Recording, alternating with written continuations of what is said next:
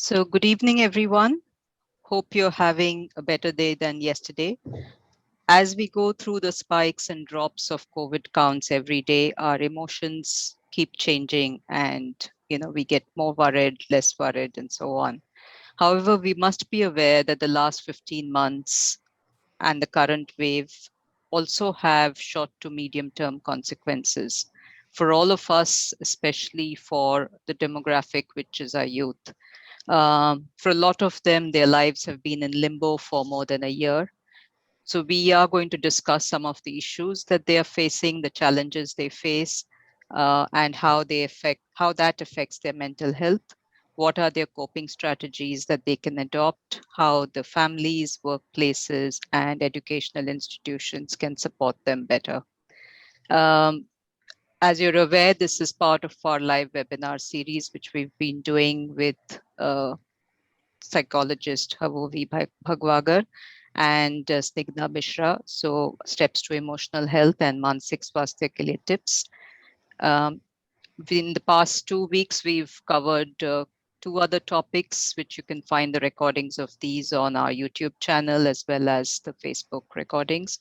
So, we've covered the issues of managing anxiety as well as handling negative news onslaught and doom scrolling.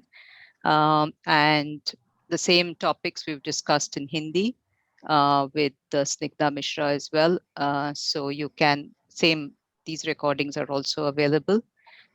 So let's get started. But before that, quick guidance. As we've always said, the discussion here is based on the experience of the panelist and does not replace a personal consultation.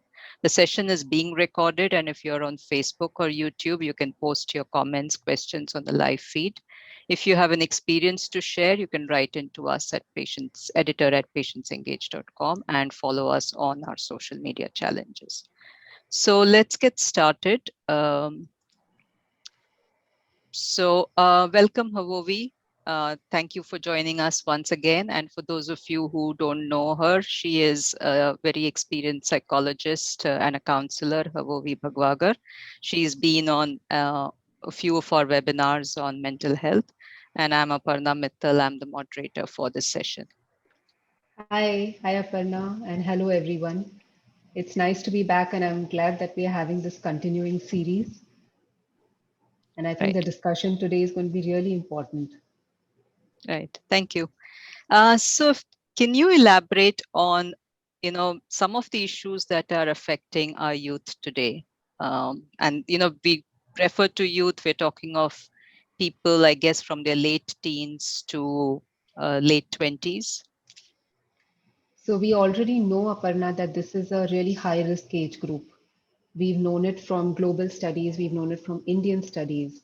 The most recent being the study that was released by the Health Ministry in 2017, talking about how a very, very big part of burden and disease in youth is coming from suicide and self-harm. So it's not an age group that is new to mental health issues. And that's also because we have a huge proportion of our population under 25. They say 1 in 2 people is under the age of 25 in India. Unfortunately, what's also happening, Aparna, is if we look at the way the second wave began and we study the global experts and the epidemiologists predicting why it happened, one of the reasons was because of this kind of message that was being sent out to the youth that they are lowered or they have a low risk of the virus getting Right, infecting them. right, And so it led to this false sense of invincibility. Then, because of the toughness of the lockdown, they went into revenge partying and revenge holidaying. And that's how the virus mutated. And that's when the second wave, we predict, perhaps led to variants happening here in India. And uh, this is just an example, or it's a significant way of looking at the way we look at youth in India. Nothing will happen to you. You're right, okay. Things are right, fine. Go back to work. You're the breadwinner. You can't afford to sit at home. Whatever happens, if you've lost your job, you have to find another job. There is no way we're going to, lower our standard of living. You are the sole breadwinner. You have to support us. You are our strength. You are our spine. This is the kind of thing we hear youth hear all of the time, Right. which Right. is why not only are they forced to go back despite the pandemic raging, but they also are so stressed out that their outlets tend to be also risk taking.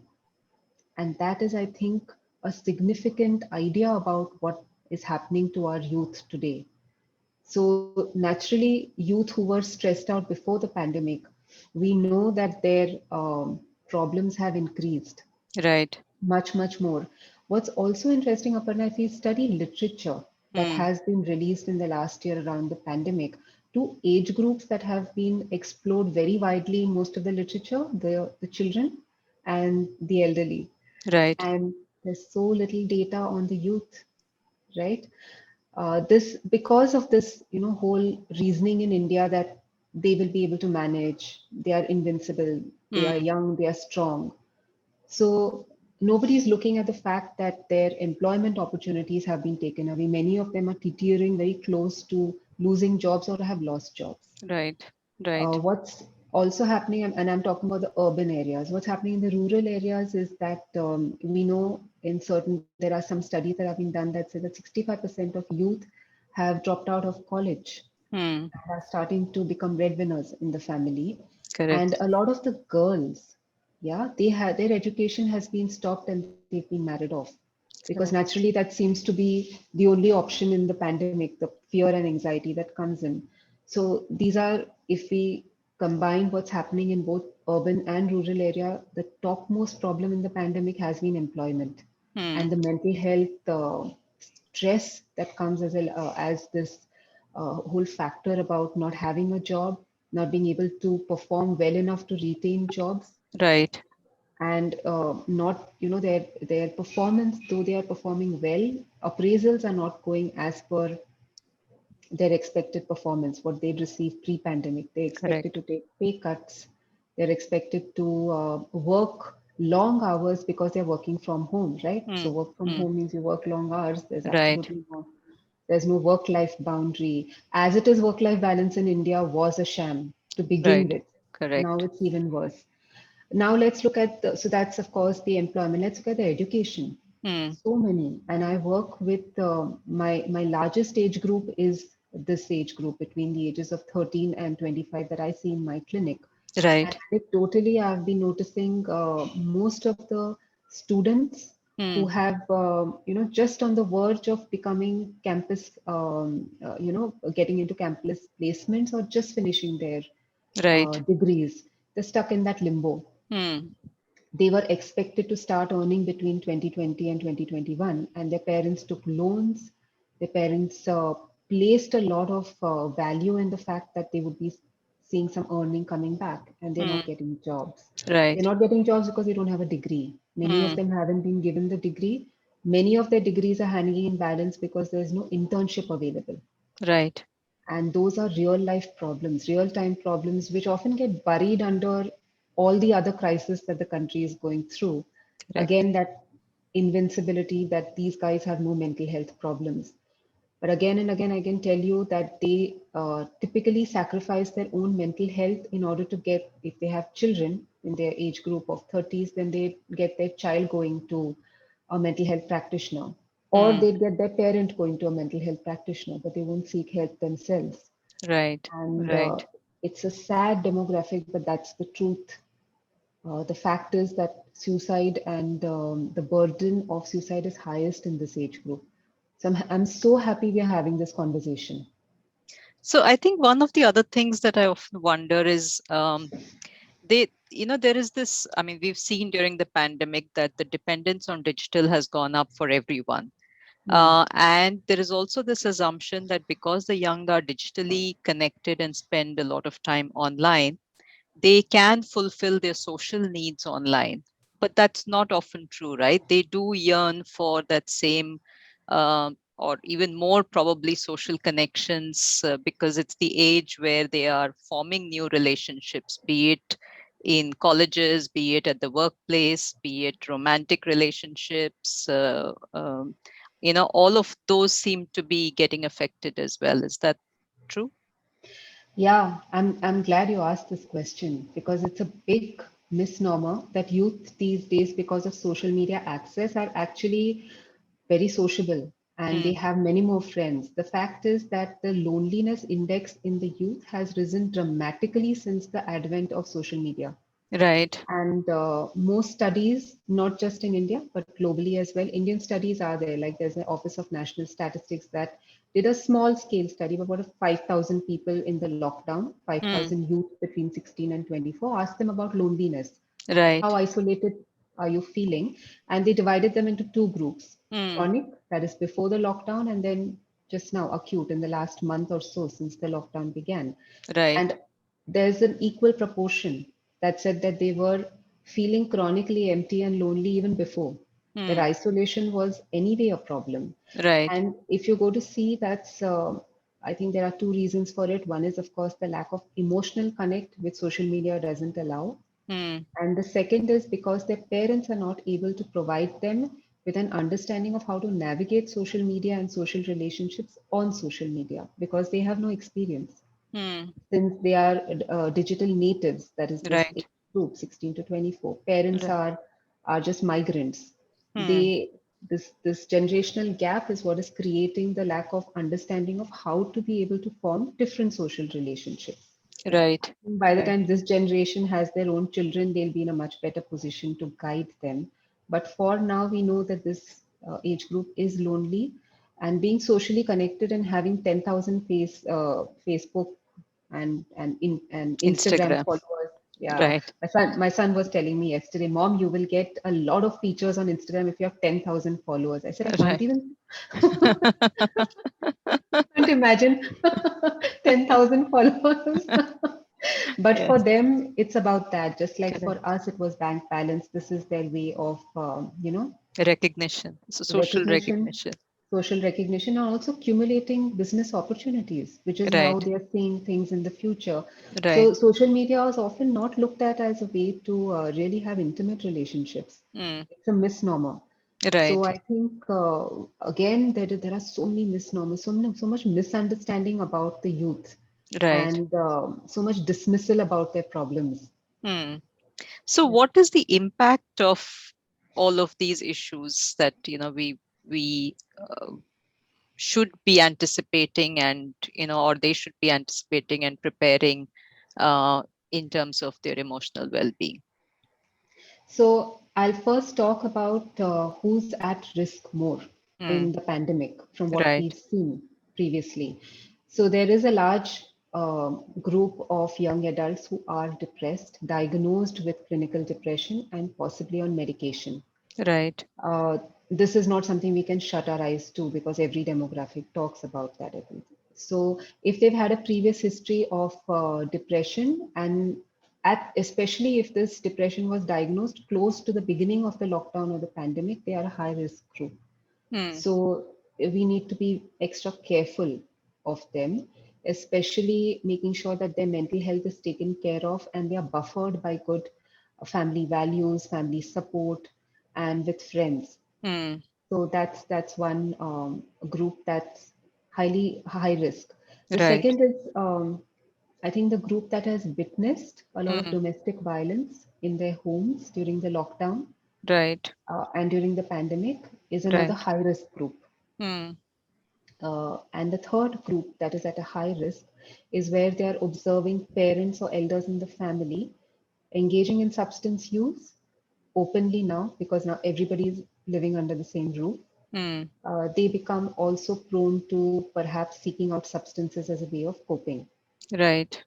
So these are three high risk groups that we know exist in the population. This demographic may be 14, 15 to 28 or so. Right. And let's talk about what they're going to show as signals. First Hmm. of all, this is not an age group that will talk openly and to people in the family at least that they are exhibiting signs of loneliness, isolation, again because of that whole, they are strong and that they are young and they'll get over it. Hmm. So they're going to be sending messages that are fairly subdued and subtle. Right. Typically, social media is the place on which they're going to talk about their pain. Right. And if their messages become darker and darker over time, we know that that is a sign that you should reach out if you're a friend, a family member, relative, anyone Hmm. watching their feed and getting concerned about them. If you're feeling concerned, then you should reach out and talk to them about it.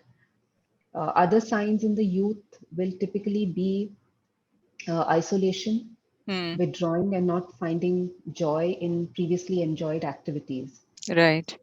Secretive, becoming secretive, extremely secretive about their technology, about themselves. Even if they were talking and mingling, they suddenly start withdrawing more. Right.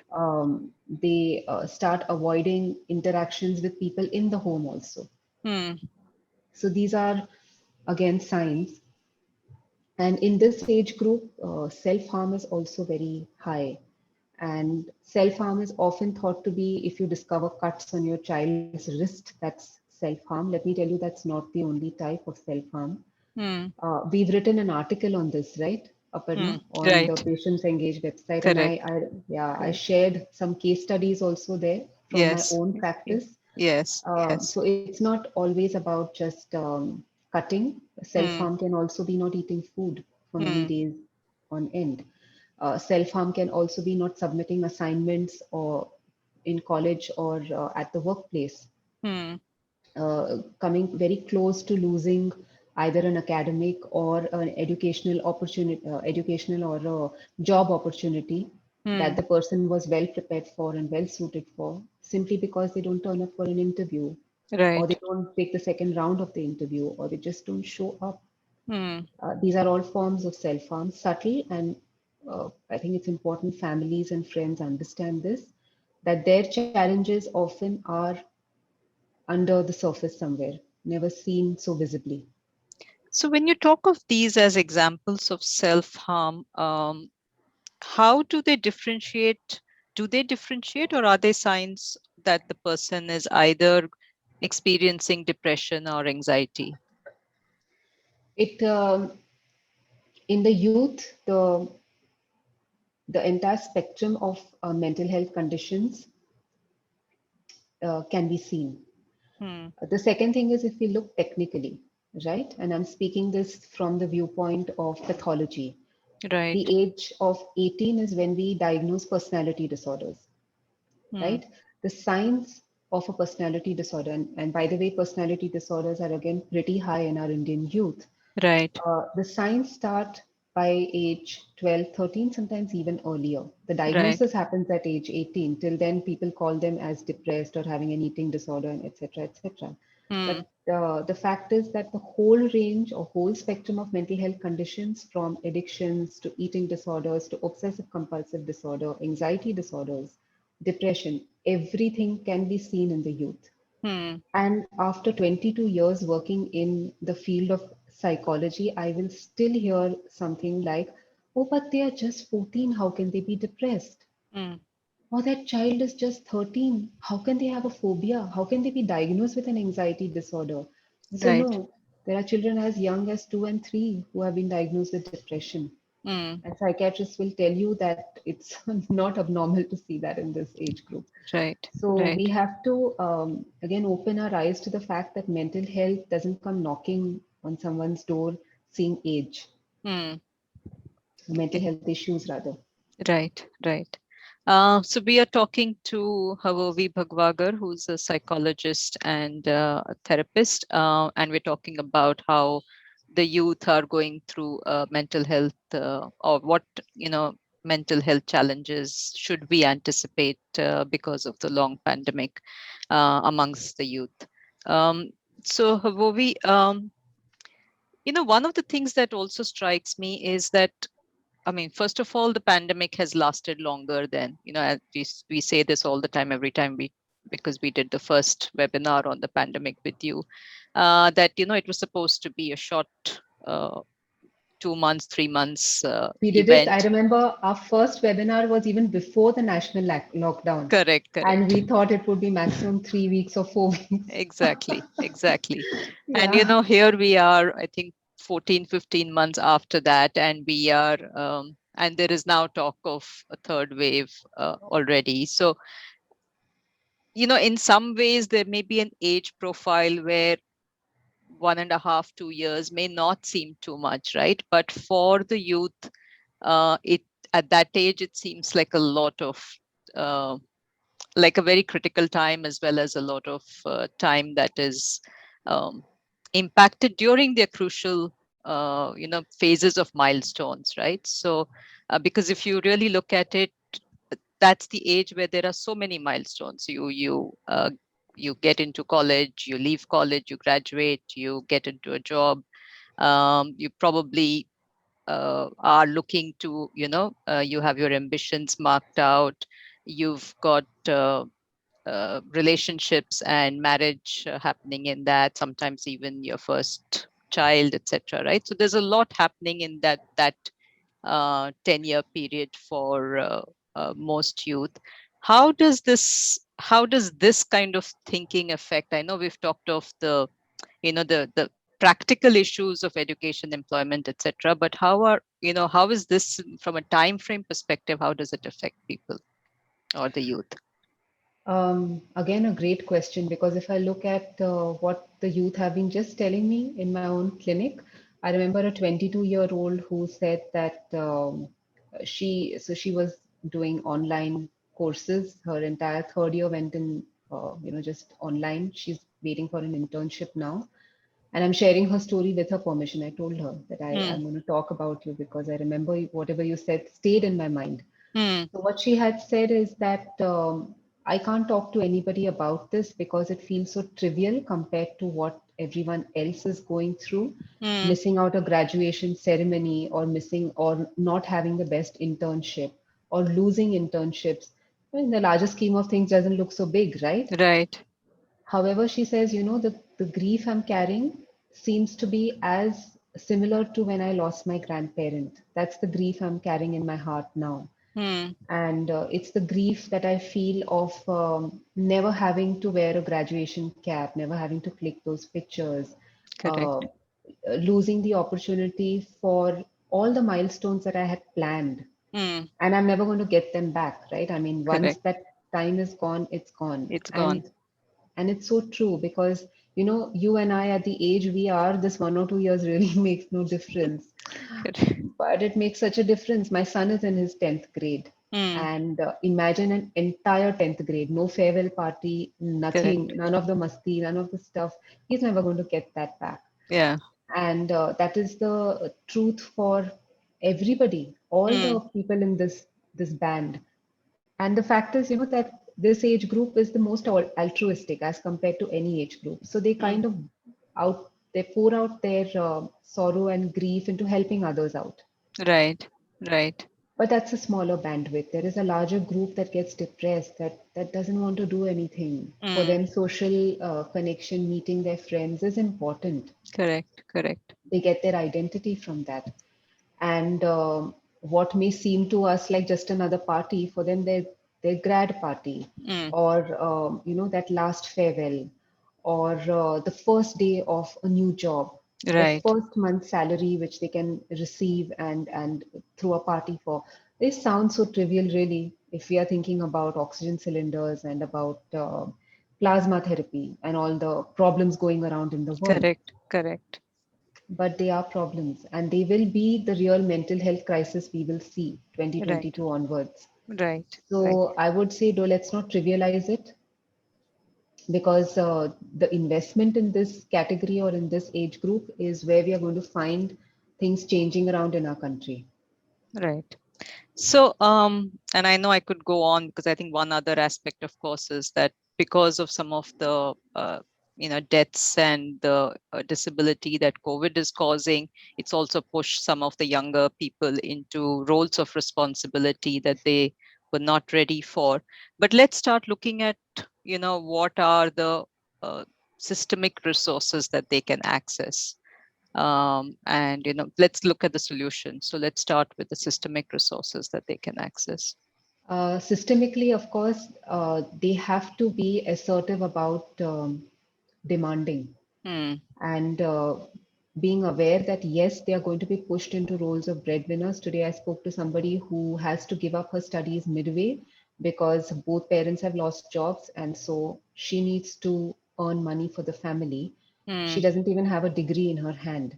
And in the time of pandemic, there are lots of concessions that have to be made systemically for these things. Right. We cannot base a youth's performance on the marks that they have got in these last 2 years. Mm. That can't be our, there have to be better ways of intake. There have to be better ways of employment, appraisal.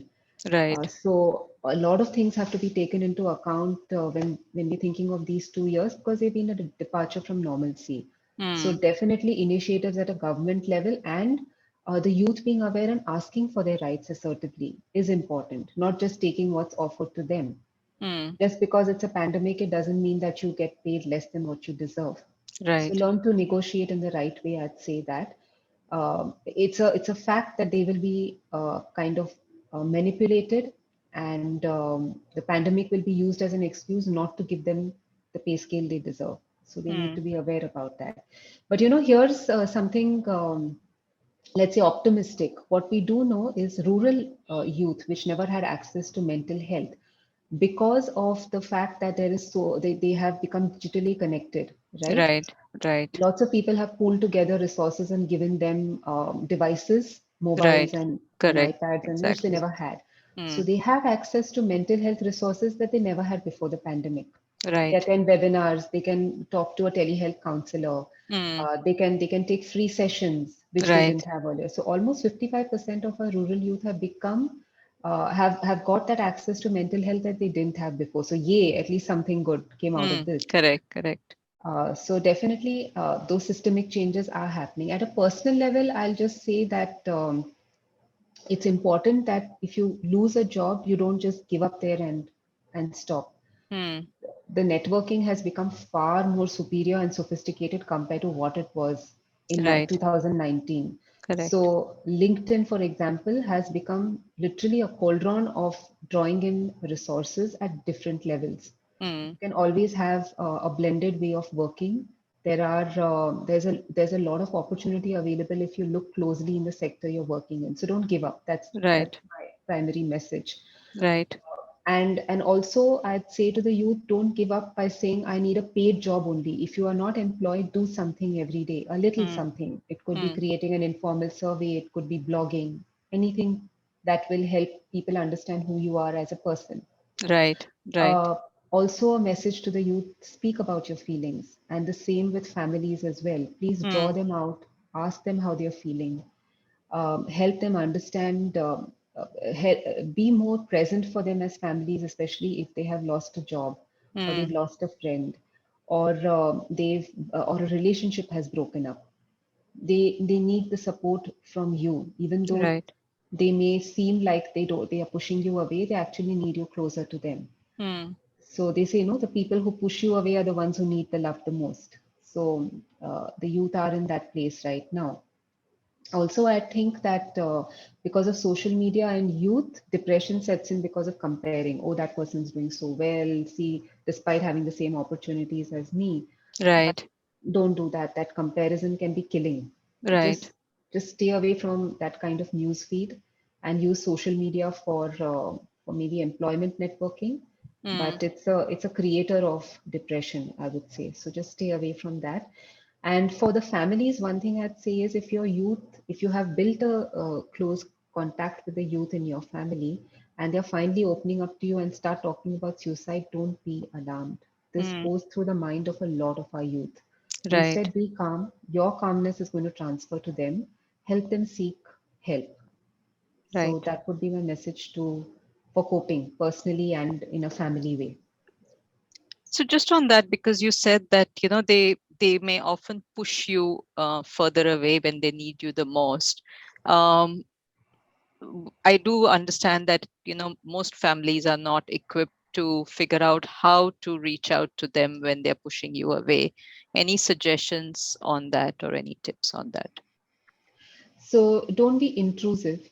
That's the first thing, because when a child starts pushing a parent away or starts getting secretive, the the parents' automatic default response is to wait for them to sleep, then pick up their mobile phone and go through it and see what's happening, because they think a child's mobile phone is like an encyclopedia. It has all the information about the child. mm, And that breach of trust, I think, is the first place where the child starts withdrawing even more. Have an open conversation with the child and wait for the child to speak up. Very open ended questions like, it looks like you're down. I'm mm, here for you. I'll mm, wait till you're ready to come and speak to me. I'm not going to push you. I'll wait. mm. Yeah. And also making sure that you're there for the child and supporting the child in all the other ways that you can, Right. which is making sure that they're eating healthy, they're watching, less TV, or Mm, they're not engaging too much with gadgets, playing a family game with them once a week, all of those things.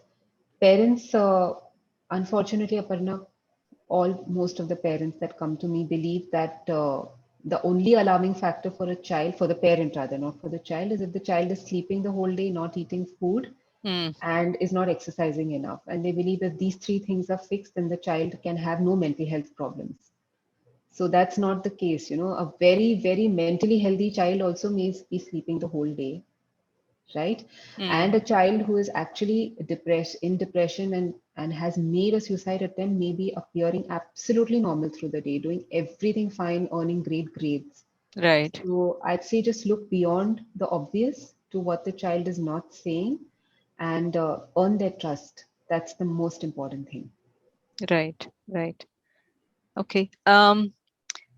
Let me just check if there's any other questions. Questions? I know we've had a lot of people watching, but again, if there's any questions before we wind up, please do share it. Um, I think what I'm finding is that people uh, are going through a lot, but not able to articulate as yet.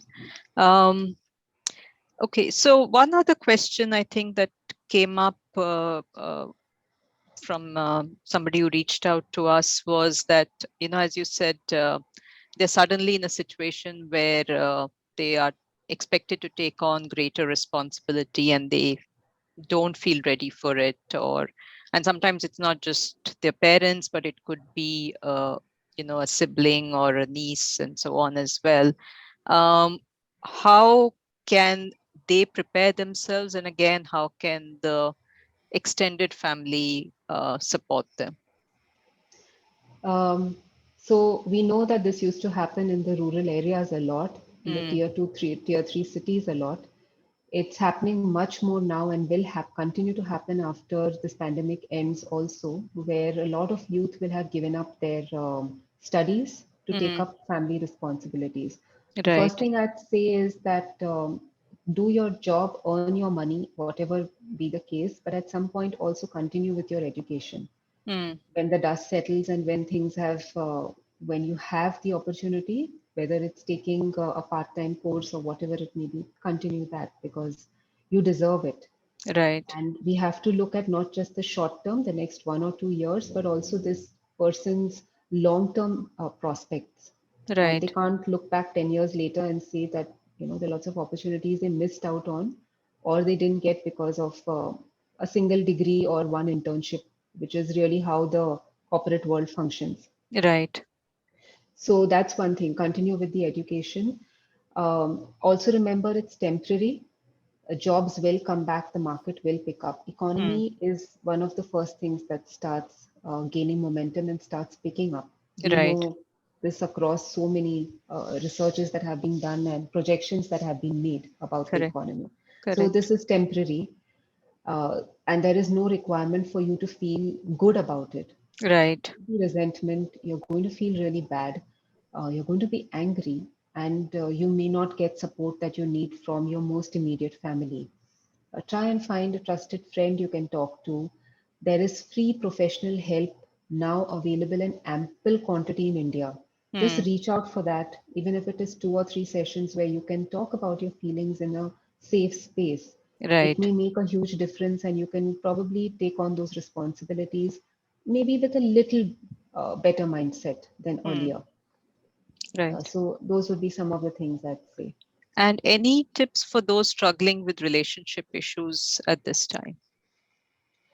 Yeah. This is a category. This again, so many layers. People who've Hmm. lost their spouses after being married for a very short amount of time, Right. and where relationships have just broken apart, where the marriage has been just few months old, Hmm.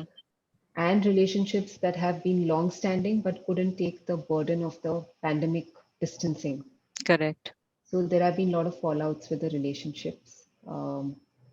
I could get philosophical and say if this didn't have to work out, it wouldn't work out. But those things sound so empty when you're going through a huge Correct. crisis like that. So the only thing I'd say is that if a relationship is not surviving those stresses, then there was something in the relationship that needed work. Hmm. And you have to look within yourself and see what was it about this stress that was not manageable for you, not just about your partner, but not manageable for you, and see if you can maybe not repeat that in the future relationship. Right. As also recognizing that who knows, the relationship may come back in your life Hmm. if there has been a breakup after all of the stress goes away. We know that happens and has happened many times. History has Correct. told us. Right. And for those who've lost a partner, all I can say is my heart goes out to you. Hmm. And I've seen, I mean, a huge number of those cases, really sad. Right. Right. Okay. Any last tips? I know there's a lot of uh, information that you've shared that needs to be unpacked. But any final parting words for anybody? Okay, one question actually on peer support. Is there anything that the youth can do to create for themselves, uh, kind of a peer support structure? 100%. Most of the social media platforms, especially Instagram, has a lot of peer support available. Hmm. Please don't confuse peer support with professional help. Hmm. Peer support is, I would say, not a stand in for professional help. It's a way for you to just share that Right. if you are diagnosed with a problem or suspect you may have a mental health issue, you need to meet a professional psychologist face to face, at least on video call. So Hmm. that's a disclaimer there. Very importantly, that peer support is needed. And again, I have seen those mushrooming in the last year, Hmm. way more than I saw them in 2019. Exactly. Yeah. Many of them are both global as well as Indian. So there you Hmm. have youth from everywhere coming together for offering support. They are wonderful platforms for also creating content for awareness, Hmm. helping out people. Like I said, that altruism in youth should be tapped. So helping Right. out people, loads of it out there. Where's the first place you go? I think the first place you should go is just go online and type peer Hmm. support or support groups and type your interest area. If Right. you're, for example, interested in helping the elderly, just see what peer support you can get for that, what groups are available. Right. Right. And there's a lot available. Right. Yeah. Yeah, I think there is, as Hvovi said, that there is a lot available. There are helplines that are, kind of mushrooming. They may not all last forever, Yes. but I think they're there for a limited period of time. So you will need to, there is a caveat that you will need to check on whether they are active or not and what hours they're working. So there are helplines, there are peer support groups, there are various other activities that keep happening. So, and volunteering, I think, is known to, and we talked about it in one of the earlier sessions as well as to how it helps the emotional well-being of people as well. So I think thank you, Havovi, for again, once again, a very useful session.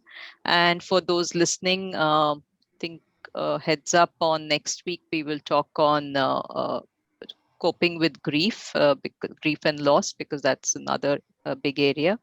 And we're also going to talk on the challenges that youth are facing in Hindi on Thursday with Snigdha. So, and if there are still any pending questions, etc., please do send them to us, and we will try and address them either on a as a question or as a topic.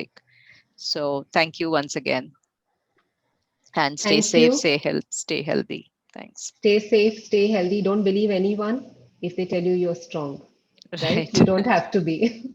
That's my Right. message, my last message. Yeah, I think that's important. Thank you, Yeah. Havovi, and thank you everyone for joining in.